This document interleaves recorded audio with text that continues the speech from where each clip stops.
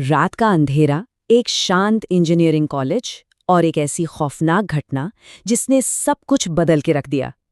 आज के इस एक्सप्लेनर में हम एक ऐसी कहानी की तह तक जाने वाले हैं जो किसी के भी रोंगटे खड़े कर सकती है। तो चलिए, बिना किसी देरी के इस भयानक घटनाक्रम के अंदर चलते हैं और देखते हैं कि आखिर हुआ क्या था।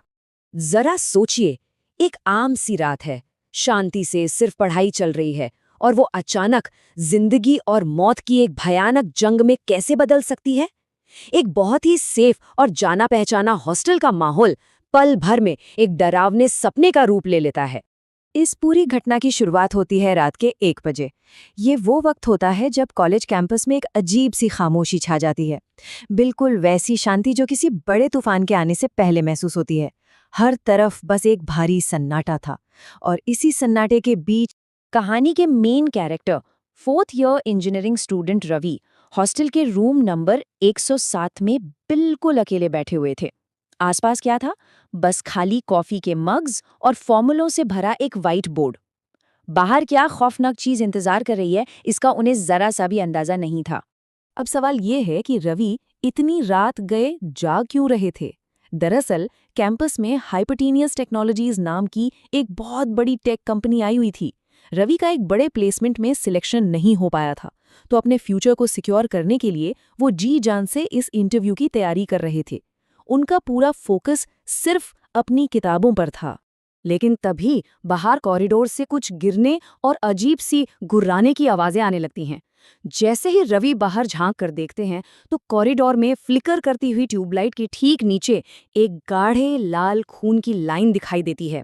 ये खौफनाक लाइन सीधे कॉमन बाथरूम तक जा रही थी, और वहां का जो नजारा था ना, वो सच में दिल दहला देने वाला था। फर्स्ट ईयर का एक स्टूडेंट अमित एक बहुत ही भयानक हमले का शिकार हो रहा था। और सबसे ज्यादा हैरान करने वाली बात क्या थी?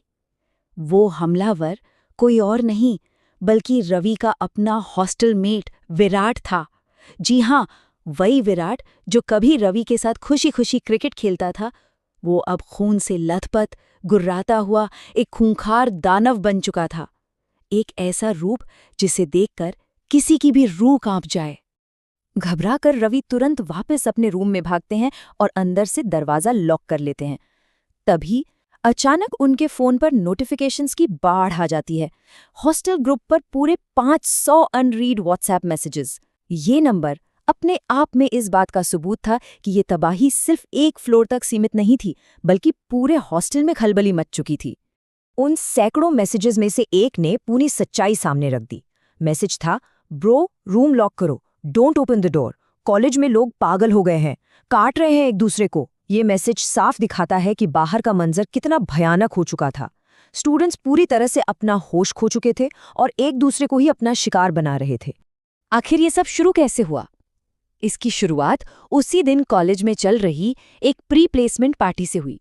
वहां कॉलेज के टॉपर्स ने वेलकम ड्रिंक समझकर एक रहस्यमयी सीरम पी लिया। इसके बाद वही टॉपर्स म्यूटेट हो गए, खतरनाक बन गए और उन्होंने बाकी छात्रों पर हमला करना शुरू कर दिया। देखते ही देखते ये इन्फेक्शन पूरे कैंपस में जंगल की आग की तरह फैल गया। और तभी हॉस्टल की बिजली चली जाती है। सेल्यूलर नेटवर्क भी अचानक ठप हो जाते हैं। कमरे में अब घुप अंधेरा था और सिर्फ लैपटॉप स्क्रीन की एक हल्की सी नीली रोशनी बची थी।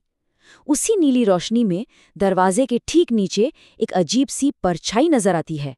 खतरा अब सीधे दरवाजे पर खड़ा था।